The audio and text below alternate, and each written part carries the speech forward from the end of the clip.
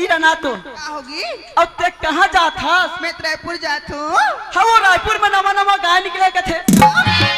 गायन रे मुंशी गाया की थी गायक रे रंती वारी लेने का था सुनाओ ना मेरे एकदम शौक लग रहा है। शौक लगा थी तो लेता सुने मुंशी मेरे सपनों का मुंशी